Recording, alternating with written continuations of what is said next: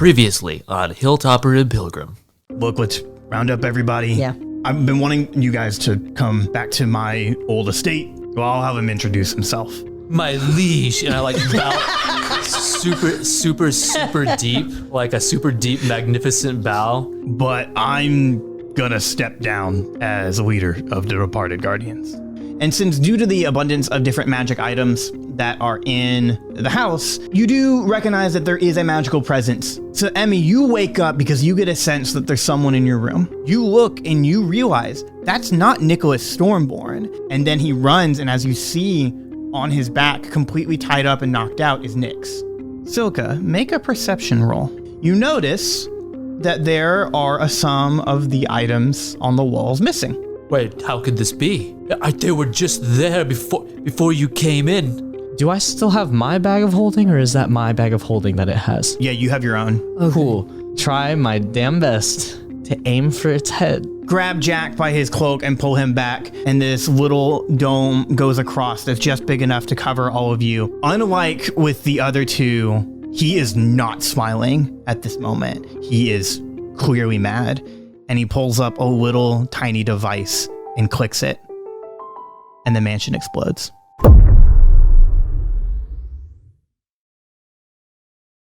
So where we last left off, you all blew up. And we're all dead. New campaign. So It's been real. thankfully, none of you are actually dead. You were all at 1 hit point. Wait, what? You guys got blown up. That's true. I mean, I know for A a fact. bunch of bombs went off in the place that you were. But because of Emmy's bubble in the Unearthed Arcana doesn't deflect magic, but we did in this circumstance because the creature's attack failed. But it does give you temporary hit points. So Emmy's magic gave all of you a little bit of a cushion so that you all didn't die, and you were all at 1 hit point. I need everybody to make a Constitution saving throw. Yeah, he's a D20, right? So this is the time not to roll a 1. Well, this is where we also figure out if we really do survive. I was rolling some bogus ones last time, man. I don't really trust myself. I got a 19. I got a 10. Okay. I also got a 10. Okay. Can't kill us both. You guys are not dead. Hey. Oh, But great. so I will say, Jack, Yes. so you wake up first.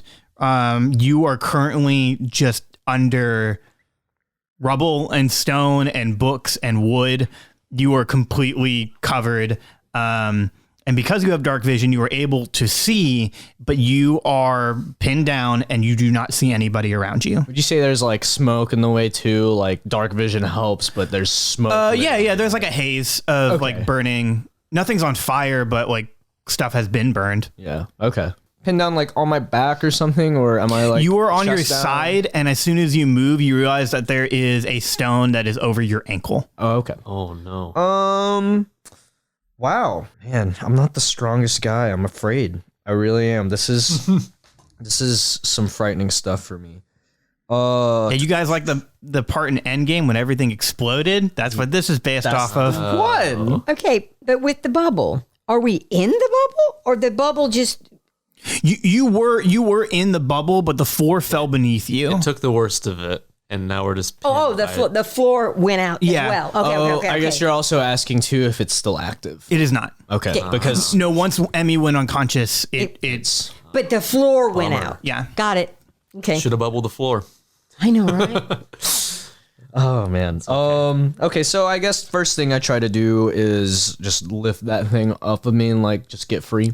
Okay, make a strength test. All right. Just regular strength. All right then. I got none. I got it. He had a concussion and now he's British. Awesome. Yeah, as soon as you start moving, like you're not super pinned, but like you're having trouble to move, and the pain that you feel the most is your head and your foot. Oh, good. What were you afraid of hurting? Right? I'm thinking the head is the worst. I mean, ow is just all I'm thinking. You know what I haven't used recently at all, probably since we were like, hey, I can do this now, and I just never used it. Like the whole Embiggen gauntlet thing. Yes. Cool. I would like to do that, like by putting like the gauntlet under the rubble. Yeah. Or Both if I can. If not, like, I'm on my side, like maybe just the one, and I just try to like, I put like my hand in a chop like sort of thing, so that like when I am big in like a car jack, just lifts everything above me up. Enough to just pull your foot out. Yeah, Right. no, that's exactly what you do. Make a survival check. All right. This is for what happens afterwards, but yeah, like you stick your hand underneath, like right where your foot is pinned, and you start growing your gauntlets, which we've talked about that your gauntlets can grow up to like 3 feet in size. Yeah. So I think you make it big enough for at least your foot just to come out. But what'd you get for survival? I got a 15 total. Okay. Yeah, you were able to embiggen, and you kind of use your little flexibility a bit, and you wiggle your way out. You were still trapped like underneath like a dome of Rabal. Yes. So with the 15 of the survival check, you see a little like beacon of light that you are able to crawl towards.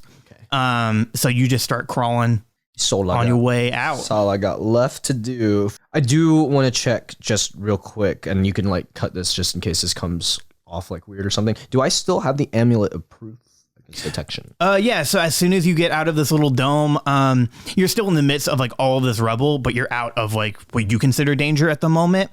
And yeah, you tap your chest, and you still have the amulet. Okay, I just wanted to make sure because I remember putting it on before Yeah. all this happened, and I just wanted to make sure I still have something like that. It has a few scratches on it, like you take it out of your clothes, but it's still intact. It's still on your body. Yeah. I mostly just wanted to check that it was still like, oh, cool, it's an active thing on me, because I'd say rolling a 15 kind of keeps me from like, I'm hazy, what's going on around me, to like between that and going like, what's the next move? Who's still looking out like at me? Yeah. Like, I have to stay on like a defensive. So it's like, I'd like to have that on because it's proof against detection. So yeah. So you step out, you look up, and you realize that you've fallen like a couple floors. You can see where the library that you were fighting the creature with your friends used to be. But you look around and you're pretty much lost. Like, you don't recognize where you are. You're just hearing the sounds of crackle and cracking of wood. But then you hear a familiar voice. Hello, friends. Friends, where'd you go? Will? Jack? Wilfrey, that you? That is me. All right, wait, what do you, I can't see you, bud. What do you see? I can't see you. Well, yeah, but like, what do you see around you? Can you see anything? I see wood and stone and more stone and wood and broken wood. Okay, keep talking, which is easy for you. I'm gonna try to find you. So as he keeps naming like all, like literally everything that he keeps seeing, make a perception roll. All right, pretty bad. 9, or wait, I'm 8. Okay. Yeah. We will get back to that in a moment. All right. So Ben and Vicky, you both got 10s, right? Uh-huh. Yes. What's your top speed, Ben? My top speed. Oh God. Okay, hold on. 30. Okay. So we're gonna cut to Ben. Okay. Okay. Silka, you wake up. You are. So you dusted for nothing. You have such thoughts and confusion running through your head. You're also in a lot of pain. You are nowhere near anybody. You're almost even in a part that you don't really recognize of the mansion. I bet if you looked hard enough, you could find out where you were. But things are a little bit hazy for you right now. What do you do? I'm just gonna stand up like normal, like nothing happened. Okay. And, just go about my business. Yeah, so you pick yourself back up and kind of dust your once nice clothes off. What a nightmare! Wow. You check to see if your little magical trinkets are with you. They're all with you. Nothing's really broken too much, thankfully. You do feel a few wet spots, not like you peed yourself, but like you're bleeding. No, I think I peed myself. Oh man, how to pee myself in the back of my head. Wet everywhere. Yeah, and as you start just kind of walking around, make an investigation roll. Oh, yeah, baby, let's go. And he's an investigator. Come on. So 25. Okay. Yeah. You're the man. It's a 20. Extremely. This is a 20. And that 20. So you get this flood of like recognition and memory of like what everybody's high-fiving around the table of like what has happened, and you realize like the checklist of what you need to do next. And one of the things that comes to your mind is you look up and you see that the cameras that you've set up in the estate, the one that you can see currently right now is not broken. So you are reminded that there are cameras everywhere. Oh my God. He like runs over to it. So you just kind of step up a little bit on some of the broken furniture and such, and you pull your little device that you've built off of the wall, and as you're checking it, it's still magically tethered to where like you record all of like your footage. You realize that like you basically have everything recorded. So Gotcha now. and as you're stepping down, your lantern of revealing that you wear or that it's on you, it kind of like clicks open a little bit, and you see it shine across a little box at the edge of the room. Oh. What doth yonder? No, okay. I investigate the box. And because of your good roll, you pick it up and you see that it is a deactivated like explosive charge. And so as you're looking around, in terms of like Silka's knowledge of the mansion, you are like below a floor of where the library that you fought the creature in, and like 2 rooms over. So you're on like the second floor, because I think we said the mansion. It was on like the top floor, I think is where we were at. No, wait, no, Tristan came from above. Yes. So that was like, Yeah, so I would assume that's like the 4th floor. Yeah, I think it was the 4th, and Tristan, we were on the 3rd. Yeah, You make the decision. You know the mansion. yeah. There's 18 floors in the mansion. What? So it's a hotel now. The retcon. It's the hotel. It's the Ritz. Yes. So you're like on the 2nd floor, and you realize this little like powder keg, a very tiny powder keg, something that like was fashioned very deliberately and with great care, and it was placed on a like support beam of the mansion. So this was not just like thrown about. This was planned. Wow. And how and when he's always there. Wait, so would you say that like where he found it sort of implies that this has been like planted around, Yeah. Been there. like in the support beams? So this one did not go off, as you realize. right. But if it did, like this whole section of the It would mansion, have come down. it would have completely come down. Oh, okay. So Thankfully, it didn't go off. this was a diabolical planning. Yeah. Okay. Yeah. So maybe really it what that come wasn't across. ghosts. Maybe it was terrorists. Oh no. So, with that knowledge in mind, Emmy, we'll cut to you. So Emmy, you wake up. Can I say that when all that was happening, the bubble and everything, remember how I had said something about that my gauntlets would have something to where it could protect like me and somebody else? Your gauntlets can create a shield That's- on one of your hands. So yeah, if you wanted to Captain America, Yeah. block yourself behind your shield. So yeah, you get out of this little fetal position that you put yourself in, and your shield retracts back into your gauntlets. Whoa. And so you've looked around, and your friends are not near you. You're in a different area of the mansion that you've never been in, and everything's exploded And so rubble. when the explosion happened, weren't we all together? You were. We got Like- thrown like- about, I guess. Like Edward, Droopy, all that. No, only the party was together. As far as you can tell, Droopy, Edward, Astrid, and Elliot were all in their own bedrooms. And Nyx for that matter too. That's right, because I came running out. Yes. So as you think about that, you Right. do hear a voice That's right. going, "Help! Help me! No, Okay. I can't move. Okay, so although you had stated that we're all at a 1 because it was a massive blow, but I don't feel like him. Like I don't feel like I was incapacitated very badly. Do I need to roll for that or anything? No. Okay, and so I do get up and I said, Droopy, I can hear you. Keep talking to me so I can come to you. I mean, I don't know what to say. I'm scared and I'm hurt. I'm sorry, honey. I'm coming. I don't know what happened. I was sleeping. I know. So I guess I'm moving towards him. Yeah. Okay. So as you push your way and you hastily get to your son, You're swimming through I'm the swimming debris. through the debris. your baby Yoda, you come across where you hear Droopy is, but he's completely covered in rubble and rocks. Well, I mean, I guess I start trying to. Make a strength roll. Okay. 14. Yeah, so it takes you a little bit, and you're trying to calm Droopy down Yes. as best as you can.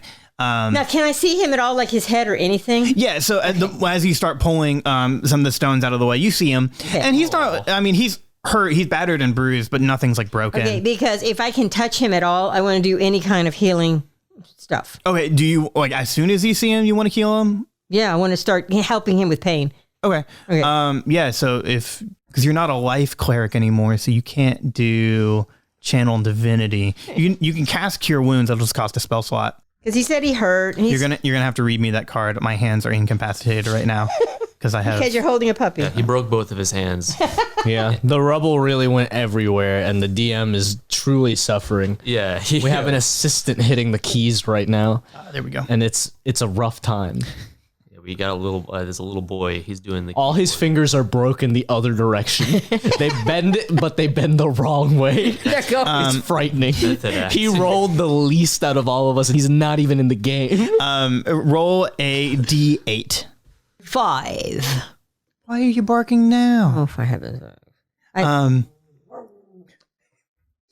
Okay, Droopy, it's okay. I'm trying. Oh my God, Droopy's gone feral. There was some sort of venom in the rubble in the walls, and the exact wall with all of the venom got on Droopy. The venom wall. We're doing venom. Tom Hardy is here. Yeah, well, you start healing Droopy as far as you can see him, and he goes, "Oh, thank you, Emmy. This is healing me physically, probably not emotionally. I'm gonna need other stuff for that." Nothing will do that. Yeah, right. If you think you're bad, you should see Silka. He's a mess. Oh How man. far developed is the world no wishing in therapy? Very, very well developed. Oh, okay, good. He goes, but I am still trapped, so I'm glad that I don't hurt anymore. But can you help get these rocks off me? I'm trying. Okay. I just wanted you to feel better. Okay. Okay. And so as you do, you hear a familiar voice. Hey, Emmy, Droopy, is that you? And he's walking around, and it's Elliot. Yes. And he's bleeding from his head, and he's just trying to hold his open cut. And he said, "Finally, I found you two. You guys all right? Like everybody safe?" Here, come here. I might as well help you with that cut. So we do okay. that. We do that as well. Okay, so you're gonna cast Cure Wounds again. Yeah. Okay, don't roll. Because I mean, okay, if you're just casting it, that's fine. Yeah. So yeah, his cut on the top of his head, it starts to like sew back together magically, and he's just like, "Lordy, Abby, do you have any idea what happened?" No. I mean, I was just talking with Edward, and everything just went black after a really loud noise. He's okay, by the way. I rounded up a couple of them. We still haven't found Quentin. We don't know where he is. Oh dear. But me and Astrid and Edward, we're kind of in the main lobby. We're in the front yard. We're trying to, get everybody out of here because I don't know how well this is gonna hold up. Well, let's go. At least get to start gathering people. And then start going around and trying to find the ones that we can't find. Oh wait, yeah, we're all in the main hall. So if you guys come with me, we'll hopefully run into somebody. Oh, and also, I guess when he walked up, he also helped me get Droopy out. Yeah. So you and him get Droopy out, and he's really not that hurt. Yeah, well, not anymore. He's just scared.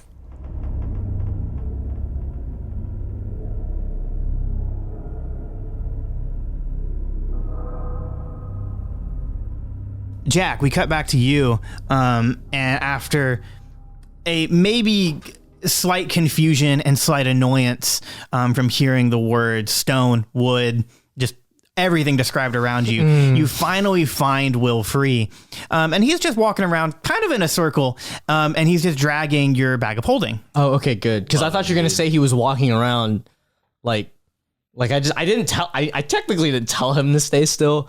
So this is probably why it took me a little while longer. Like I thought you said he'd be walking around, like not staying in one spot. Just like I'm trying to follow him in the dark and he's just walking away from me. It's a circle though. Okay. Yeah, so he's just been walking in a circle. All right. Well, I would assume too because he's so small. All right. Well, first thing I do is the first thing I do whenever he was walking like that. I grab him and I put him like on my shoulder or something. Yeah, so when you pick him up and look at him, he like twists around in your hand so that you can see his face, his big one eyeball, and he goes, "Hello."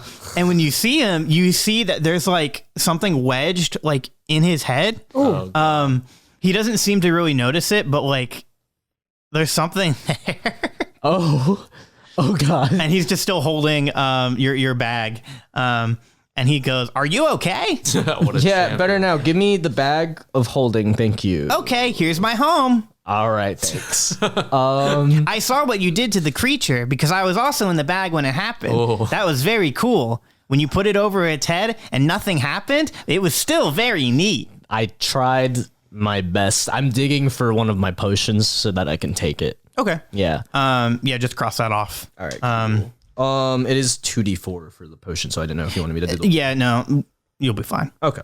Will says, when I saw a little bit of it, I fell on top of the creature when you put my home over his head. I think that's where I got this. And he points at the object that's lodged in like his head. Okay. Does anything like hurt at all? Yes. Yeah, So thanks you for didn't that. you didn't lead with that. You just.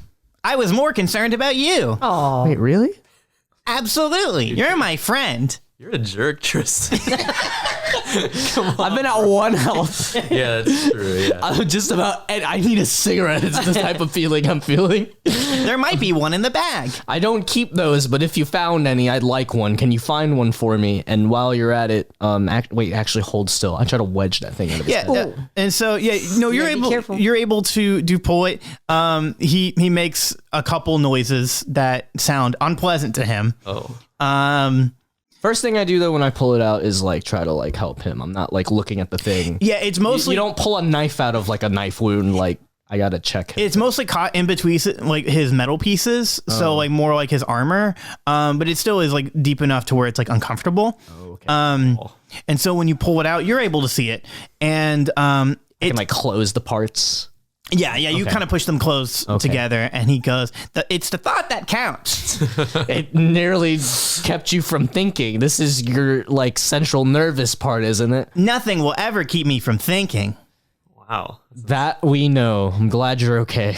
And so, when you put them on your shoulder and you kind of like get your stuff situated again, you're still holding this little object and like an investigation roll. Nice. Come on, Tristan. You can do it. I need a new pair of shoes. Oh, Wow. Okay. That Worked a works. little bit. Okay. I'm doing that. Wow. All right. That's gonna be a 23. Okay. Wait, is that a natural 20? No, it's a 19 plus. Okay, it's a dirty 20. It's a dirty 20. Yeah, so when Artificial with sweetener. when you're looking at it, you realize this is a chunk of the armor that came off of the creature that attacked you. So yeah, when you put the bag over it's his head, Wilfrey lodged a little bit of his armor onto him. And so when you're looking at it, you get a feel for it, and it's a much different metal than you've ever experienced. It's almost in a similar design to like the armor that you wear, which is almost like leather suit, like super suit esque. But this, you can tell, has been meticulously crafted, and it was fastened only for one person. It's not like an unheard of metal that you've never seen before. It's just really, really ornate and like well crafted. Wait, stormtrooper armor, me. Shadow Trooper armor, the armor I'm looking at. Like Sure. that's the level. Okay. Yeah, there we go. Yeah, somebody gets this reference. I'm glad. But so as you're holding this little chunk, you feel a very bright light, like out of your peripherals, and Will goes, it's so blinding. Wait, where do you see that? We turn towards it. So as you're looking around the room, it's nowhere near like in the room. It is coming from your bag. Oh, It's coming from you, actually. wait, like me or inside the bag? And it's on your person. Oh, okay. All right. I take the bag off just because I don't want to, open a bomb like near my side. I guess I sort of like use one of my blades to like prop it open. Not like to stick it open, but just to like, I don't want to touch it, like I just kind of open it. So I would assume this is also in your bag of holding because I don't know where you carry the smorb. But yeah, when you kind of prop it open, the little smoky orb rolls out and it is just glowing brightly like it did episodes ago when it was near Wellforge created items. I try to measure the brightness and how bright it gets by sort of like distancing the shard of armor, putting it close and then like keeping it away. Like I try to measure that. So as you're moving the shard away from the smorb, or the beacon as it's actually called, but we call it the smorb. Yes. It grows dimmer the further it is away from the shard. Huh. Like, I don't know. Like, I mean, now I know that this is a Wellforge item. Yeah, based off your past experience. Right, based off the past experience. And I'm wondering, like, if there's anything I can do with my gauntlets to it, considering that, like, I've never tried it on a Wellforge item, but, like, I take the energy from Wellforges. Why can't I try doing that with items? You could. Sounds very pleased about that. I'm excited. Well... Is what I want to force sense this. Okay. So make How do we bend make an Arcana check. Okay. All right. I was like, this is a check of some sort. I'm just trying to articulate what it is I'm trying to do. I'm very confused. I just woke up in rubble. Well, yeah, you have a Yes. concussion. My friend had a shard in his forehead. You both And have I to- also wasn't aware that we were such close friends until just now. Very emotional. And You confused. gave him life. I did give him life, Like and his I dad, just pretty much. Right. wow. right? I've just been basically an emotionally disconnected deadbeat dad. Right. It's concussion's an awakening. I just want to spend time with my son. All right. So with Arcana, that's going to be 12. In terms of like draining its energy, you're not really getting the sense that like you can actually do that. The sense that you get when you start like really focusing in on this object is a very weird sensation. You feel a mixture of being petrified. You start to get like images of your head of like the worst things that could possibly happen to your friends, and like images of like gray orange dying. But then you also like those images and those thoughts make you really angry, and angry is not so much of the right word for it, but you just feel so much hate coming off of it. And so much, like, Would you say aggression? not aggression, because you're not angry. You're like a just hatred. Yeah. It's just this complete disdain for, You wouldn't say just life itself, would you? For who did this? yeah, like you can't really pinpoint on like who you're so upset with. In your case, it would be in the sense of like who just blew up your friend's home. Jeez. All right. I sort of just like drop the thing on the ground. Like once I get like just a little bit more than a taste of what I wanted. Will says, "Oh no, did it hurt you?" Yes. Did it hurt you at all? Besides, how hurt were you when this thing was in your head? I mean, no more hurt than normal or like falling from a great height, I assume. What did you feel? I don't know. I guess you really haven't felt anger before. Not really. Well, I pick the thing up again and sort of, I mean, I keep it in my hand, but like my gauntlet, but I'm not Yeah. I'm like trying to keep my focus off of it. I don't want to put it in my bag of holding. Okay. Because this is also Wilfrey's home, so I don't want him to accidentally eat it. You know, I do consider him kind of like a puppy. Right. And I don't think he would try to eat it. Oh, he but might. then again, like he got it in his forehead, so I don't want to do that. But like wherever we're heading to next, I'm keeping this thing in one of my hands.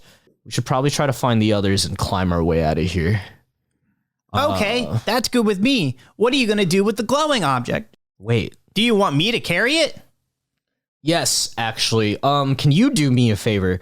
Can you actually hold the shard and the smorb? Okay.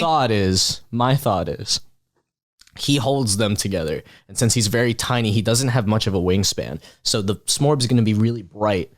And, you know, he's a lantern now. Yeah. I hold him by his feet like a lantern handle. And I have him hold one shard, like the shard with his hand and the smorb with his other hand. And then he's hanging upside down for my hands like a lantern. Okay, he's struggling a lot. Oh. The s'more probably is as big as him. It's a little bit bigger than he is. Oh, Right. That's not going to work. is this anger that you're talking about? Because I feel more pain. Hold on. You know what? Just sit on my hand. So Okay. yeah. Now it's like I'm holding a lantern with the palm of my hand. And so he's holding. Okay, but where's the shard? The shard is in between it. Okay, It's like he's sandwiched himself. so as soon as the shard touches the smorb, it stops glowing, and he goes, "Oh no! What did I do?" And then all the smoke in the smorb starts swirling around, and then a projection of the map of No Wishing shows up along the ceiling, like it did so many months ago. Disney's Treasure Planet. Yes. And you see a little red dot show up outside of where your location is, and it is moving, and it is heading southwest. Oh my god. Will, we have to find the others. Silka, we'll cut back to you. So with your little camera in hand, do you want to go look at your like video camera stuff, or are you looking for everybody else? I'm gonna immediately look for everybody else. Okay. And looking for everybody else. Yeah, but holding the camera like really close, like a baby. Okay. So yeah, as you're looking around, maybe you have your do you have your PDF wand out that senses like magic and stuff? I'm like, woo. Wait, is this like those beach like treasure detectors? Oh, a metal detector. detectors? Yeah. I'm Treasure like, detectors. I'm gonna find you.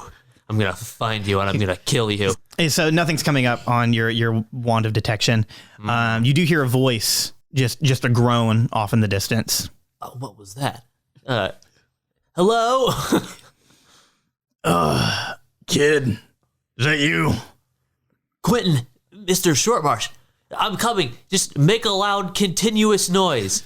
That's gonna be really hard for me to do because I'm in a lot of pain. Are you hurt? Where are you? Yeah, I just follow the sound of my voice. I'm Just somewhere. Just keep talking. Tell me a story. There once was a goofball kid that I love so much who is really annoying me right now. Wow, that's a pretty bad story. Okay, I'm coming to find you. Make a survival check. Survival. And I still got an 11. Okay. Yeah, that's good enough. I would say also given your Familiarity with. yeah, the mansion. So Silka, as you are meandering your way through the rubble of the estate, you start getting into an area that looks a little bit better than it did before. As you start walking past, and because of the other charge that you found, you start noticing that some of them, you keep finding more of them that hadn't gone off. Oh my god. And you're still following the sound of Quentin's voice. Wait, I'm just curious. Are you just like taking these with you and just sort of like Yeah, I'm just like piling my arms, and I'm like, oh god, no. piling blow piling now. explosives in your Yeah. I'm like Wilfrey with the smorb. There you go. By the time you get to Quentin, you've got a whole pile. Hello, Quentin. And yeah, so you enter in Quentin's bedroom, his master bedroom. And so you see Quentin turned over his bedroom. It's relatively nice, kind of ornate, but not too like gaudy. Yeah. But what's coming in from the roof is moonlight, and so the whole ceiling has collapsed on top of him while he slept. And so Quentin just kind of looks up, and you see his older face, and he said, "Zelga, I'm gonna need some help." Fortunately, I have mending hands, I believe. Yes. Would you like me to mend you? I would. That would be fantastic. Okay, you hold these, and I'll mend you. And I set the explosives on top of him. And he goes, "Okay, so what are these?" I found explosives. They're everywhere. Quentin, this was a planned attack. Someone was here with me the whole time. And I know it wasn't me that put them there, because I would never do this. Yeah, I don't assume you would blow up your own house. I would never betray you like that, Quentin. I'd rather die. I'd rather die horribly. Well, luckily, if you don't get to mending pretty quickly, that might happen. Sorry. So you remove some of the bed covers that were on him, and he has a large, big splinter that's going in like his pelvis. Would you say the splinter is less of a splinter and more of a 2x4? It's not as big as a 2x4, but it's like a rod. He got rotted. Yeah, he got rotted. No, Quentin, you've been rotted. Through his pelvis? Yeah. Poor man. Golly. And so he's like, "Yeah, I don't think I can walk right now. This is pretty bad." You know what? I'll put the explosives on the floor. Just idea. don't look down. Okay, why shouldn't I look down? No reason. Just wouldn't recommend it. Okay, if you're talking about this giant rod that's in my pelvis, Yeah, you've been rotted, Quinn. You've been I rotted. wish you wouldn't phrase it like that. Oh my God, Quinn, you've been rotted. Okay, so I'm gonna touch you, and it should be instantaneous. All right, so I'm just gonna put it over the entrance hole. Should I take it out? I don't know if I should take it out. So I believe mending is a very good spell. Oh, yay. Dope. Well, Quinn's a very smart man. However, Okay. it repairs objects, and so such as broken chain links, 2 halves of a broken key. Never tried this on a person before. So as you start doing it, Quentin goes, "Hang on, wait, doesn't mending?" And so then the wound starts going around like the wooden, it starts fixing the problem. Yeah. But the rod is still like, it's now becoming a part of Quentin. And he's like, so good. Yeah, this is great. But can you might want to stop right now? Wait, like the skin is healing, like Over the kind of rod? like Yeah. So like the rod is like still in his body, Yes. but his skin is healing over it, and the part that's sticking out of him is like kind of coming off because the skin. No, it's still there. It's just coming. It's now around his skin. Oh, I'm gonna make you all better, Quentin. I'm so sorry. I'm so sorry that this happened to No, you. I mean, it's not your fault. No, it is my fault. I'm the caretaker. I should have seen it coming. My God, there were cameras everywhere. Well, maybe we can look at those cameras once we get sorted with everybody. Have you run into anyone else? Do you know if anybody else is dead or alive? No, I woke up and I just walked straight to my cameras. I really didn't look around. You're the first person I found. Were you in your bedroom or you were patrolling? No, yeah, we were in the room with the creature. What creature? Dark. It was, how to describe it? Oh, it was horrible, Quentin. Large, menacing. We put a bag on its head. The bag of holding. I'm gonna assume. Okay, that answers my question. We, as in Emmy and Jack, as well. Yeah, we tracked him and we pursued him in there, and that's where the final showdown happened. Okay, well, I'm quite impressed. I peed myself. That takes the wind out of the sails a little bit. In case you can't tell, I was very scared most of the time. Went by in kind of a rush for me. Well, I'm glad you're honest, but it sounds like you've taken your first day as a guardian pretty well, better than most. Wow, thank you so much. And am I fired? No, absolutely not. No, you're fine. No, what do you mean? Is it yes or no answer? I now have a new appendage that's growing out of my pelvis. Oh, sorry. That I overdid it while we were talking. That may interfere with my other appendage, but Well, can you stand?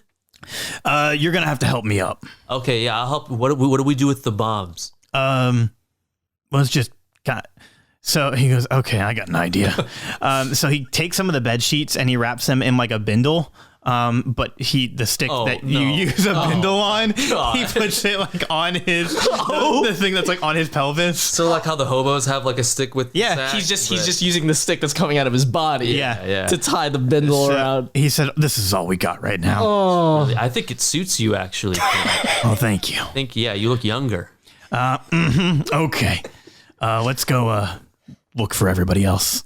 So as you two start heading out, Emmy, you are in the front area. You have reconvened with everybody. You see Astrid and Edward. Edward runs and gives you a big hug. Everybody seems a bit battered and bruised, like Droopy was.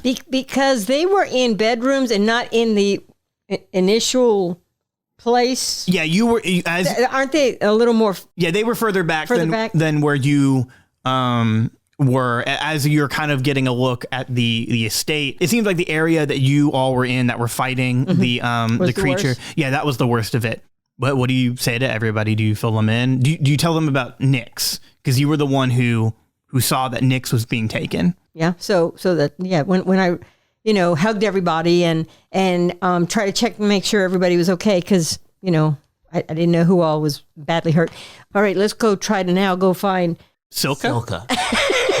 Yeah, because as you look, you see the people who are unaccounted for is Silka, Jack, and Quentin. And as you kind of start walking back, Elliot stops you and says, "Now, just kind of wait a second. Let's get our bearings first. We don't know if they were in the same condition as you were, or I don't know how stable that whole building is right now. I think if we stay outside for maybe just a few minutes longer, we should maybe hold off." That's a good idea. We can make either a noise or you know how I can create light. Yeah. Maybe they could see the light. Yeah. So you touch your gauntlet and you make a bright beacon of light, and because if we just stand here for a little bit, Silka and Jack make a perception roll. Plus, we got 18. Okay. Yeah, I got that jet ski. We'll go up to 17 total. Okay. Yeah. So Silka, you come out first, carrying Quentin with you. Look, Quentin, there they are. A light, Quentin. So you guys make your way through the rubble, and you're stepping outside, and Quentin says, "Hey, everybody, we all still intact." Everyone, Quentin got rotted. You turn him, and they see the rod. I did the best I could. I'm sorry. I mean, I probably should have waited for you, but it was a do or die situation. And so you and Astrid walk over because you're the medical experts. and we're just going like, oh. Yeah, Astrid goes, "Well, I've only ever repaired like watches and my cameras. well, you did your best." And she kind of just pats you on the shoulder, goes, "Glad you're okay." Thank you. And then soon after, Jack, you're walking out and you're still holding the smorb, and Will goes, "Hello, everyone." Everybody. All right, we're all good? Mostly? Jesus, Quentin. Wow, what brought us happened to here? you? Don't make him feel bad. Silka, Quentin got rotted. I know. I was there. Jeez. Droopy tugs at your shirt, Emmy, and goes, "Can you explain what rotted means?" No, I'd really rather not. Okay. Okay, well, it seems like we're all mostly okay. I would like to formally apologize to you all. And Silka prostrates himself on the ground in front of the party. I'm so sorry. I should have seen this coming. And to have such great people in my household, and I ruined it. I blew it. I just stop Silka. I walk over to him. I'm gonna assume you're like on your hands and knees, sort of just face kind of down, like freaking out about this. Yeah. I'm like hands on shoulder. I'm like, look me in the eye right now, okay? Listen, sorries are sorries. We accept. You're a good guy. You kept this place in really good condition until just now. Honestly, this might be our fault. Whatever, right? Fault's fault. We got to figure out what to do now. And I already got a lead. Oh my God. Edward goes, "Whoa." Oh, he kind of like waddles over to you and goes, "Whoa, let's hear it." All right. Will, the stuff. I make like a hand like touching motion, and I try to make him like put. Will taps and the map comes back up, Everybody, this shard must have been off of the creature's armor. And Will goes, I concur. Will knows he was in the bag when we put it over the guy's head. It's a well-forged object. And as you can see, I point to the red dot that is still moving. It's tracking the guy. We can figure out where he's going. We can chase him now. Or has he been moving in one direction, Will? Do you remember where the dot was last we saw it? Yes, he's going in one direction. Silka, you're good with maps. Where is he heading? Northwest. What did you say before? Southwest. Southwest. Yeah. I'm going to go get him. And he takes off. No. Yeah, I mean, so do you stop him? Yeah, I go, no, wait, stop. I need to kill him. Oh, that's great. I think that's a good idea. We'll let you do that when we find him. But wait, let's just take a minute. And Edward goes, okay, who's him? Can someone explain a little bit of what's going on? So there we were. Cornered him like a rat in the library. The swine. And then Jack comes through the window and whoosha! He put the bag upon his head, but no, it did not work. And then, yeah, you guys answer this. I was really scared for most of it. Kind of smell like pee. You all right, bud? No, that was Quentin. And he goes, I believe it. He goes, yep. That was. And he just does it through his teeth. So you guys kind of recap and explain and then, everything that had happened, including Nick's being taken. Right. Edward, everybody's just really confused by it, but Edward, who's just sitting there, says, so if the smorb shows where the well forges are, as we've talked about before, when we found the stone, we saw that it came from the primordial forge. And given the fact that this forge is moving, I don't think this armor was created, this creature was created by the well forge. It is a well forge. There you go.